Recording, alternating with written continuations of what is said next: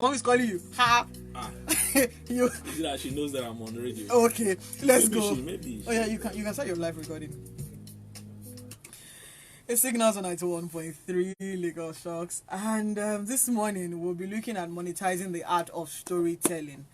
The way a story is told, a message is delivered, or a narrative is navigated has changed dramatically over the last few years, more so with the advent of the ability to monetize these stories, which are told through the media. This morning, a very special thank you to Mr. Goki Balogun for making this happen. We're talking monetizing the art of storytelling, and I have with me somebody that I have done FBI on. I'd read the stories on Facebook, and I'm like, okay, so let me go and look for him. We'll be looking at monetizing the art of storytelling. Is an award-winning entrepreneur, startup, investor, sound communicator, gifted writer, no, greatest writer, an employer of labor whose story is that of hard work, diligence, consistency, and relentlessness. Relentlessness, before they come and kill me. He relocated to Lagos.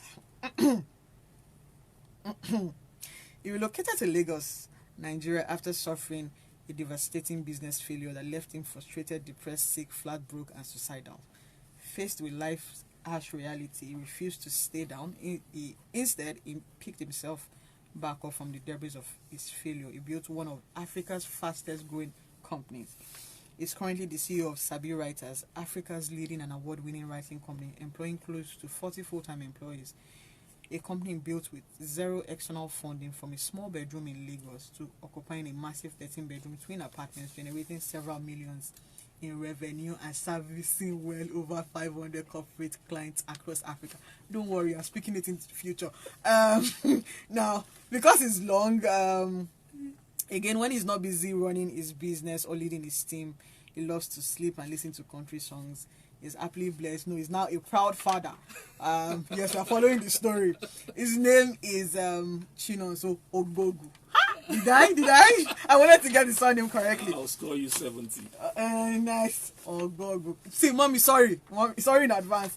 Okay, so we're talking monetizing the art of storytelling. I have with me his executive assistant and his community manager with us in the studio. Now, to be part of the program, the numbers, WhatsApp us 0809-234-5913. Welcome to Signals. Thank you so much. Okay, so we're talking about writing. Okay. And it's so strange because for years we've heard that you cannot make anything out of writing. And you have decided, left Enugu, came to Lagos, and decided that this writing is going to make us money. Okay. And you have done that successfully well. Now, what is it about writing? Actually, there's a lot about writing. I think writing is one of the oldest professions on earth, right? You know, we've been writing since only God knows when.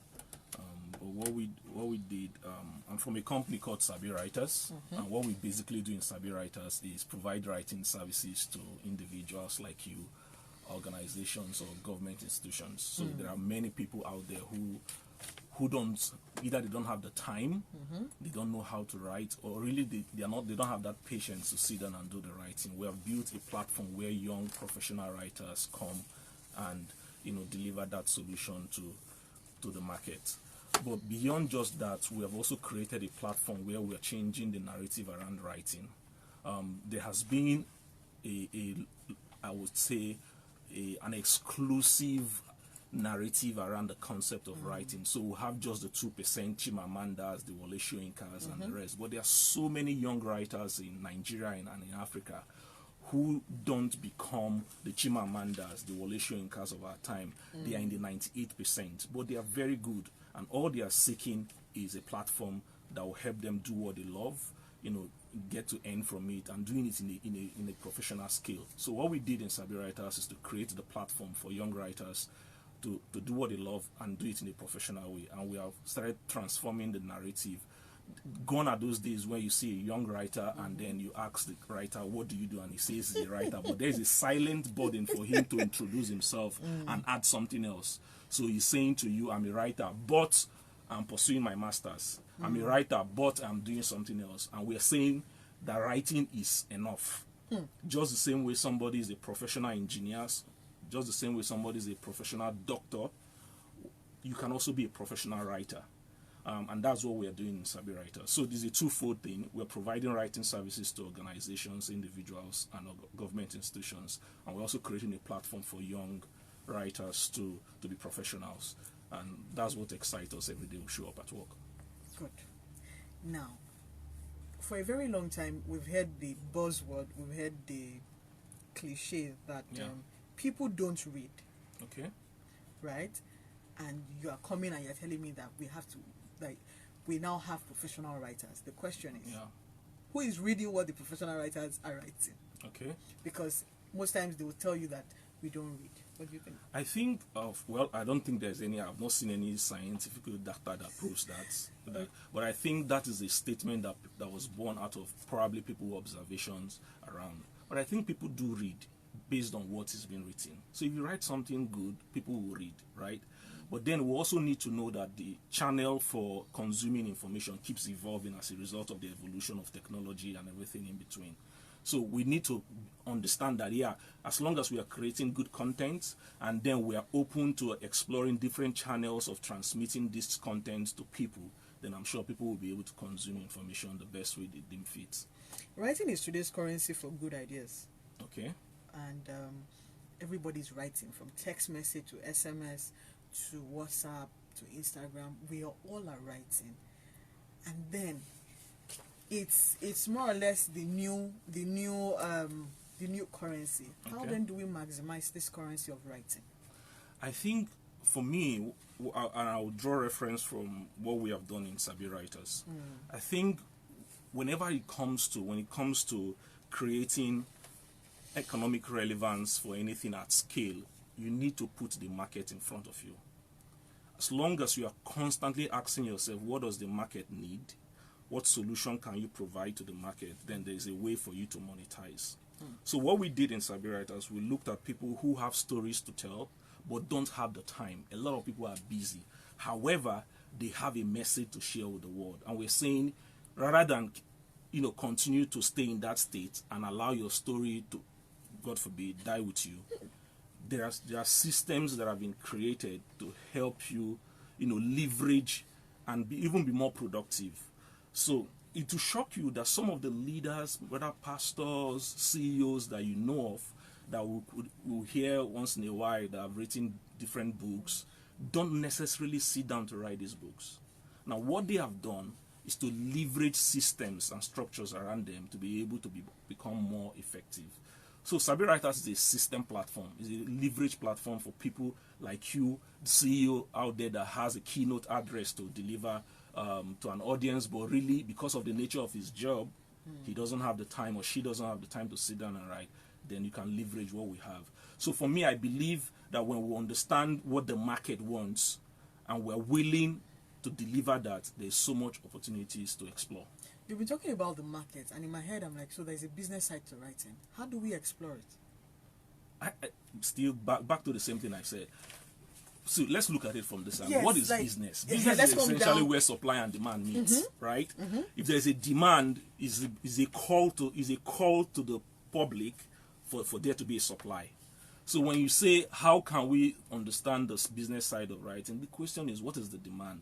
Is there somebody just before we came on air, you were sharing with me your journey building your media platform.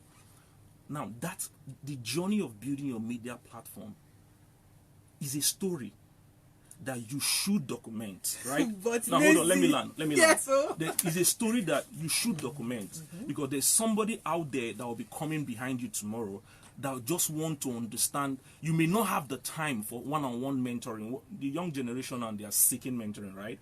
But you don't have the time. You're still on the go, okay? But this person needs the insight, the experience, the wisdom you have garnered over the years. Now that story becomes a body of tool and resource that can help that person navigate the murky waters.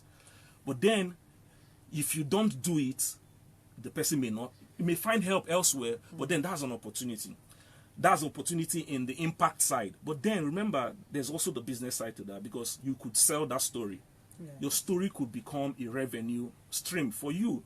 So you're building your platform. Note this. Your revenue stream could be sponsorship from your partners, but then your another revenue model could be the resource that you're selling. what is this insight? What are the the stories or the experiences that you have gathered over the years that you could condense into a book, into an audio book or whatever, and that you can sell to your audience, and that becomes a way of you building the business side of the writing. So this free consultancy. No. I know. So what I was saying was, I like my Igbo people. Why? Because we know how to be able to make money out of anything. Yeah. Now, because we keep saying monetizing, it's become a buzzword. Storytelling, everybody says. So I'm wondering, so how do we even craft this storytelling for a start? Okay. Yes, we're sharing my journey, and I'm like, okay, so we want to write storytelling because everybody's saying storytelling, social media, everybody's, and it's more or less because we're so much locked in the hype, we're forgetting the essence of what the story is about. Okay. Anybody can come up and say, okay, they're writing anything, and we can believe, not even in the era of fake news, we can believe anything. How then do we stay objective in writing our stories? I think being objective is just you being truthful. You being truthful. There are about 7 to 8 billion persons on the planet Earth, and I say that's potentially 7 to 8 billion stories worth telling. You go out in the streets, Ikoyi, Ojoelegba, there are people walking who have gone through life experiences, and that is the story. But in the course of you communicating that, no matter how rough, ensure that you are truthful. For me, as long as you can deal with the truth variable, then everything can be taken care of. It doesn't have to be perfect. In fact, if I share my own story, there are places where I did wrong, but then I have to tell the truth, right? Yes. You can read my story and you feel like, but it's my story. You can't change it. So what I tell people, the best way to separate fact from the fiction and everything and the lies is just stick to the truth. I was running a company in Enugu that collapsed, and I was I was broke. I had nothing. I came to Lagos in 2014, October 1st, with nothing to show for it, right? And then I was at the verge of suicide. That's my story. If you come tomorrow and say, Chinonso, your story is not exciting enough, that's okay. But you can't tell me my story is a lie. Do you understand me? So if we stick to the truth, then it answers a lot of questions for us. And I think, but there's also that fear that people have when they want to share their story about. I've had clients who reach out to us and they say they want to share their story. They want to tell their story of maybe marriage failure, going through divorce, dealing with mental health issues, and they don't have the emotional strength to sit down to do the writing, and that's where we come in. But in the course of the work we do for you, we have to tell you, you have to be truthful. We don't have to like your story. That's not our job. But our job is to help you articulate your story in a way that is truthful, that is authentic. And I think if people can stick to that, I think the part that we have not really cracked in Nigeria and Africa, as far as storytelling is concerned, is I call it the gender and the agenda setting part of storytelling and the commercialization of it. We have cracked the moral aspect of storytelling, where when we were growing up, our parents would sit us down and share stories and then tell us the moral lessons from those stories. We have also cracked a bit of the historical part of storytelling. But you see, what we have not been able to crack is how to use storytelling to set agenda. And that's what America has done for years. And that is why you see an average Nigerian who has not even gone to the embassy or traveled out of the country. He will sit down in his house and is arguing with his friends that, man, guy, if you go America, man, if you see their gun, if you see their house, think, it's too fine. And how did you know that?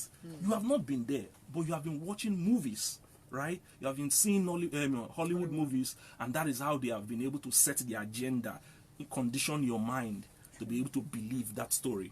The other part is, how do we make storytelling in Nigeria to become a scalable commercial, narrative? Of course, there are people who are doing that, but I think we can still do more. There's so many stories in Africa and in Nigeria that we are yet to commercialize. When we do that, take a look at what China did with their own storytelling. Comparing China in 1960 and Nigeria in 1960, look at what they have used storytelling to achieve as a country. The same thing, I think Rwanda is trying in this aspect because they are conditioning people's mind, even what they went through in 1994. They are now, so even though I've not gone to Rwanda, I can't argue the statement that Rwanda is a very clean city, things like that. So this is a part that we need to get right as a nation. From the Nigerian police to the custom, we need to, there has to be a department in the Nigerian police force that has to do with storytelling. And let me tell you why that is important. Sometimes I watch, some of our movies, and I just laugh. And in that movie, somebody is showing the Nigerian police officer as someone that is wretched, that is broke, that that is relying on 15 naira to survive. And that's the story. The person goes ahead to sell that movie and he's making money. I don't have a problem with that. What I have a problem with is the Nigerian police force allowing that narrative to be the only narrative. At what point should the Nigerian police force begin to steer their own storytelling and make it a big venture such that they begin to project the true spirit of the Nigerian police force to the Nigerian public, and then change our mindset such that when a child is born and you tell the child, would you like to be a policeman? Because of the conditioning that he has seen or she has seen, she wants or he wants to become that. Do you know when I was young, one of my dreams was to become a policeman.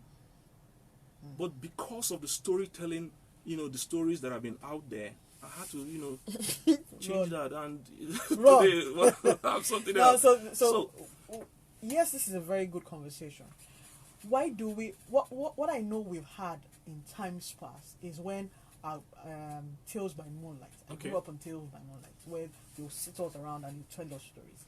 They have given us oral stories, but they haven't given us written stories. So how then can we begin to change that narrative when Nigeria even has true history? We will not have the tribes coming against one another because there is history. Yeah. Why then can we have? Why not us now start having written history? We are even talking history. They removed history from the curriculum, and we're still struggling. How then can we begin to tell the truth about Nigeria? And saying that so this is our history, this is our written history. Hollywood, America has written history. We don't have written history. We only have oral history. How do we begin to do that in our own little circles?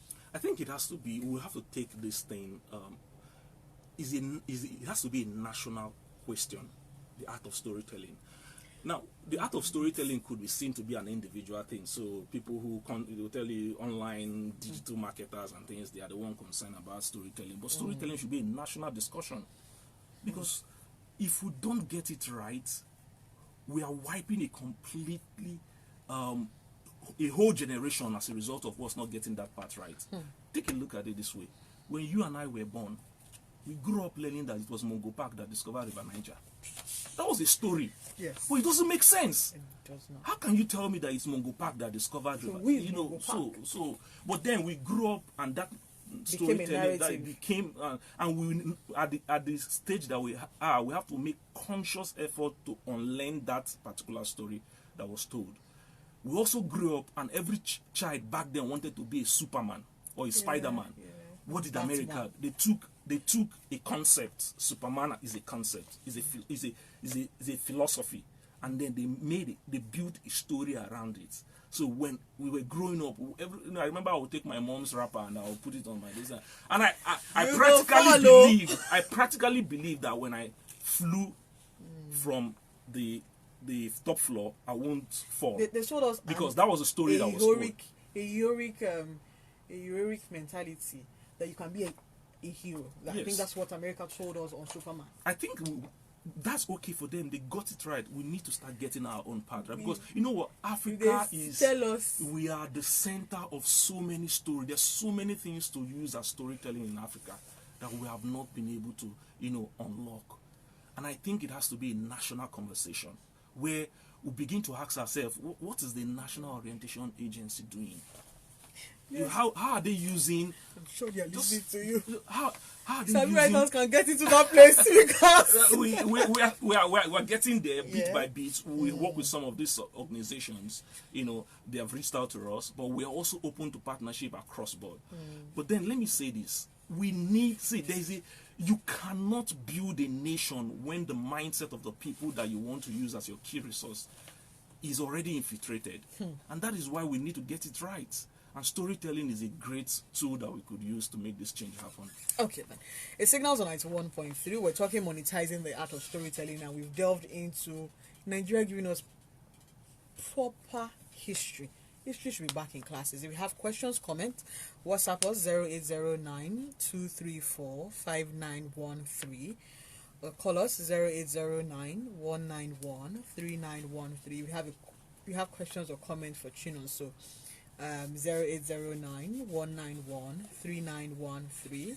0809-234-5913. Now let's talk about the writers. For years we had writer's block.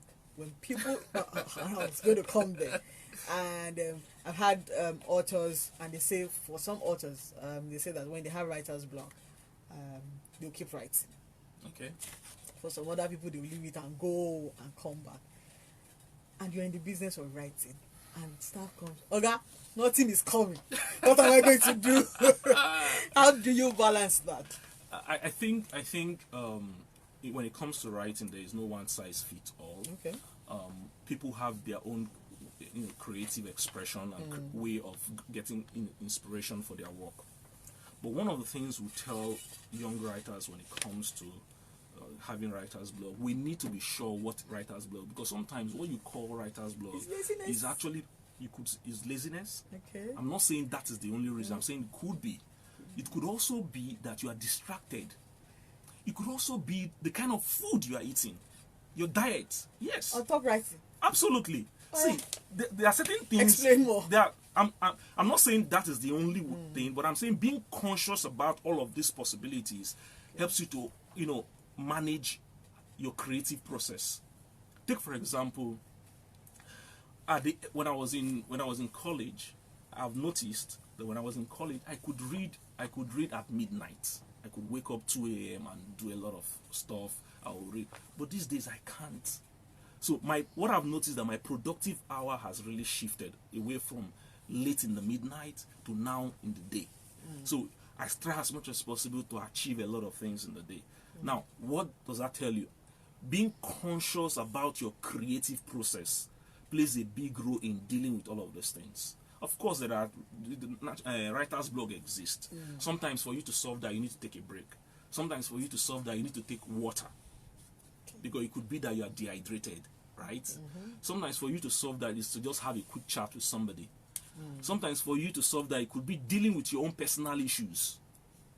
Okay. Because, see, it's a ball game. Is wide. So there are so many things. There's no one thing I would say is the reason why writers go through that experience. But then it's part of the DNA of a writer. If you tell me that you have not gone through that experience, then you are really not a writer, because it happens. But then I always say to you, be sure that we removed the artificial causes and narrow it down to the natural causes. If we do that, then we'll at least reduce the number of cases. I'm not saying we're going to eliminate everything, but then reduce. So if somebody is easily distracted, rather than you write, you're on social media, you're tweeting, by the time you get to Instablog, I'm switch over to Yaba Left, and then you see one accident has happened here, this person, they bombed this. By the time you consume all of that information, sometimes you cannot produce at peak. So the most important thing is figure out what your creative process is, and when you are going through writer's block, ask yourself what could be the reason for this. And if it's an artificial reason, then it's not the writer's block that is the problem. You are the problem, dealing with your own priorities. Okay, now for the benefit of people that are listening, what is creative process? Your creative process is the journey, how you get things done. If it's writing, how you get your writing done. It could be, you spend more time reflecting. You could be, you are very observant. For me, I'm very observant. I'm very, very intuitive. Okay, I could come just now in your studio. I could write stories about the studio. I'm looking forward to the story after this program. So I was on a TV show. The minute I walked into the TV studio, the guy told the wife that just watch. Immediately Chinonso leaves here, you will We're write, in trouble. I won't even know that I had this thing in my office. And that is how my mind works, right? That's my own creative process. Another creative process could be you need to consume as much information to be able to translate that in your writing. For me, I think that should be a general requirement for writers. You cannot write without, consuming materials. Another creative process could be you like traveling. Maybe you want to get something done and the environment you are is not getting you the right result. Then you can switch and maybe just do a short trip and then you get inspired. So whatever the process for you to get your writing done could be argued to be your creative process. Now, in the era of information, we're in the era of information, and a lot of us are having information overload. Yeah. The information is everywhere. How then do we strike a balance? Okay. Because we are consuming, and I'd always say that the attention span of people is now, I used to say 9 seconds, I think it's now 6 seconds. How then do we balance as writers, as people who want to go into writing? How then do we balance all of the information?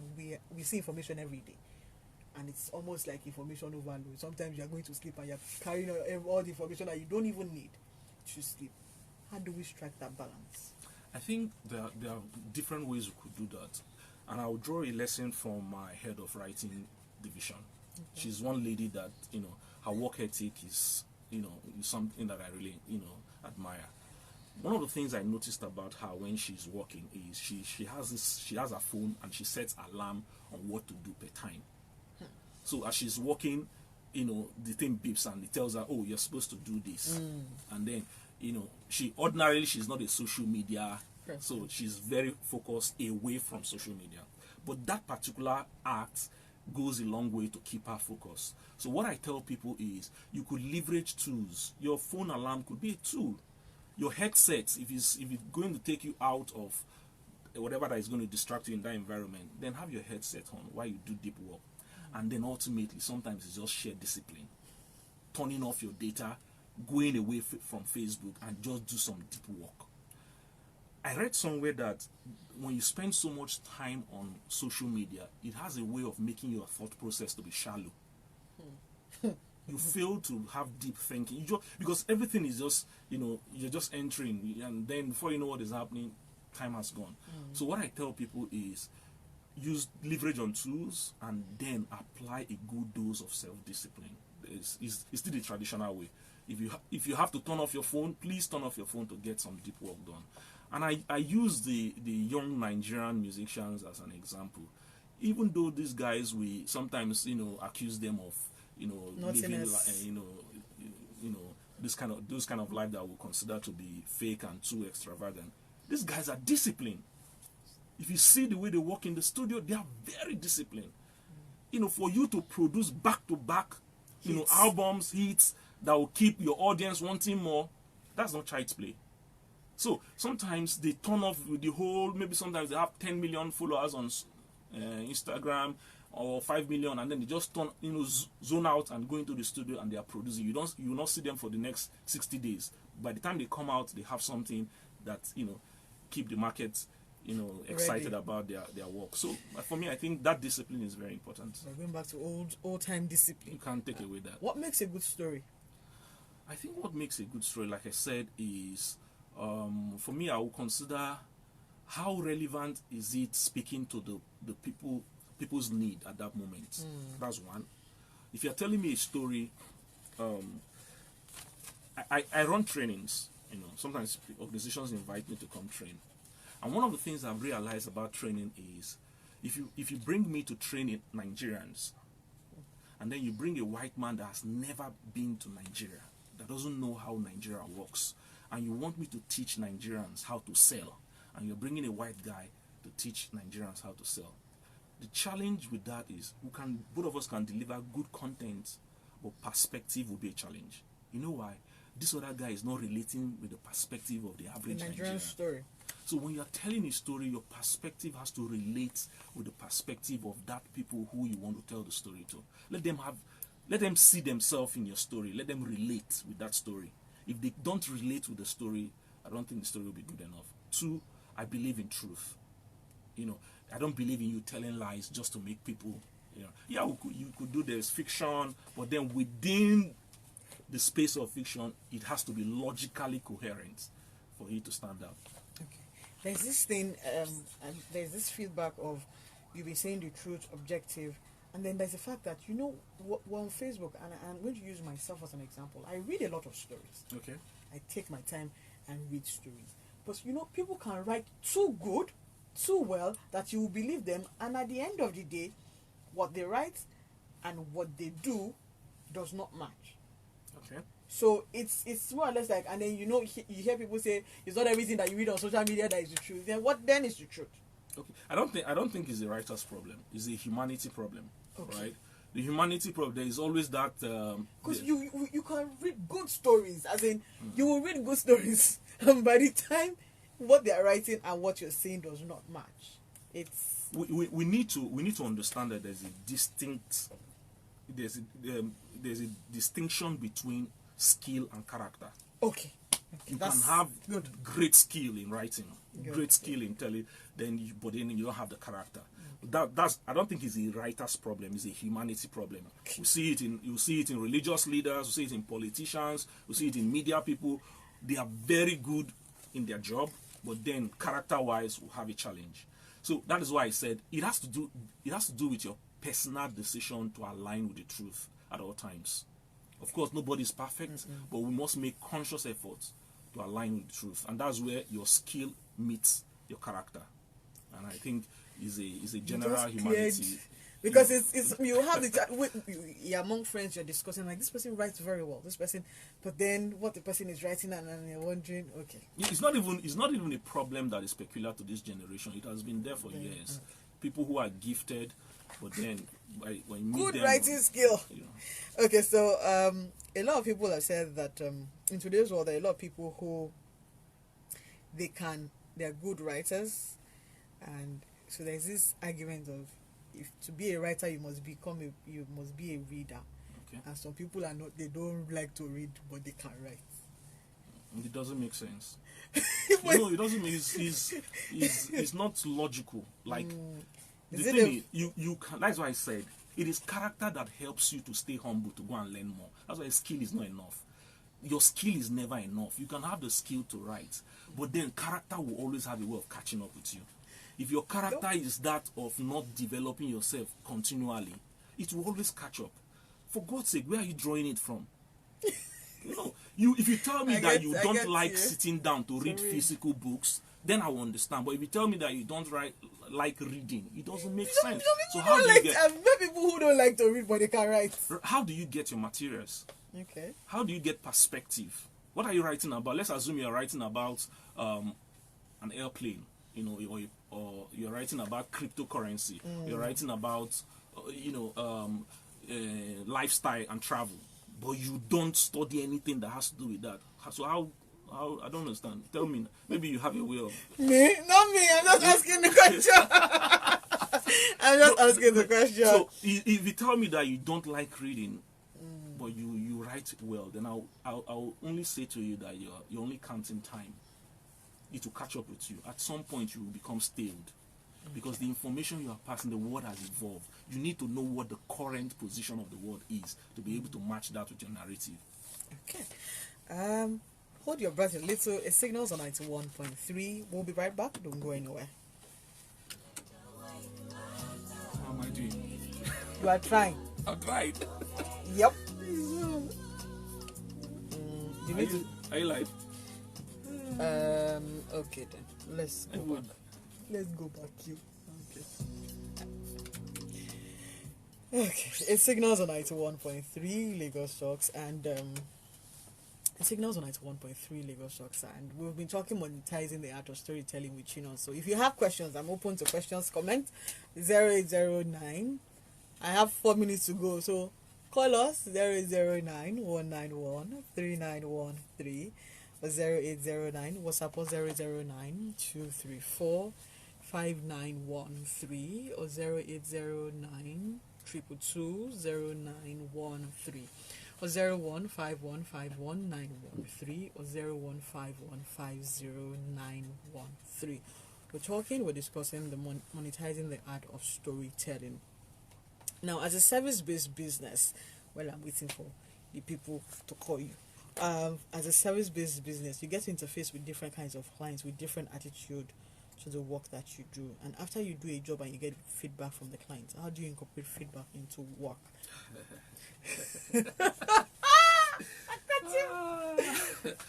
Now the thing about writing is Okay. Pause. Okay. Let's speak. Hello, good morning. Hello. Sorry. Hello. Good morning. Hello. Please do call us back 0809-234-5913 or 0809-191-3913 or 015150-913. If you can reach us, WhatsApp us on 0809-234-5913.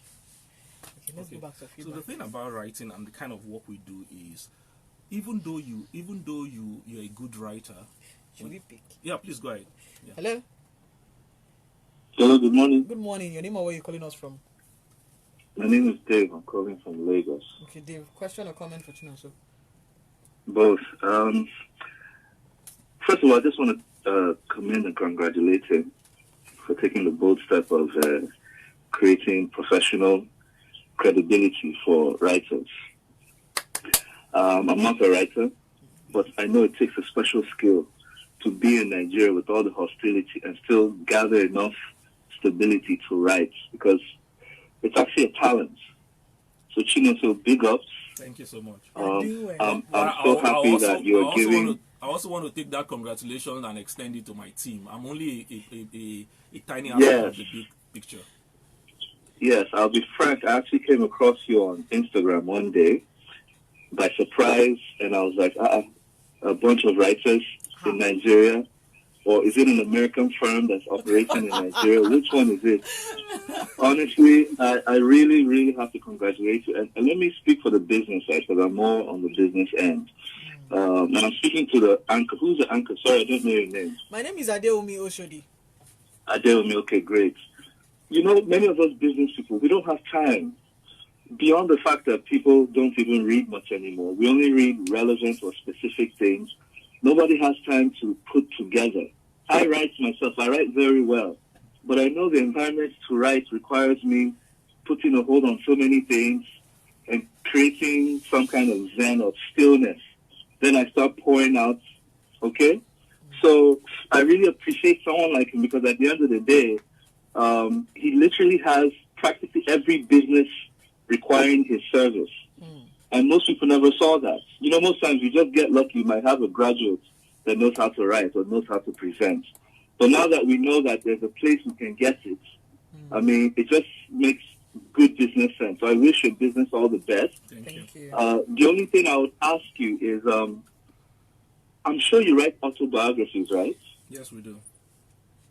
Okay, so I wanted to ask, how do you specialize in terms of tone of voice and how you want a book or something to come out with? Because I know you have several writers. Each writer usually writes in his own form. So how do you do that? So, Dave, please, because my time is up, what I'm going to do is this. You are going to send me a WhatsApp message so that I will transfer your number. No, that's my question. I'm done. Bye-bye. You see, my time is up. But give me another 2 minutes. See, just give me 2 minutes, sure?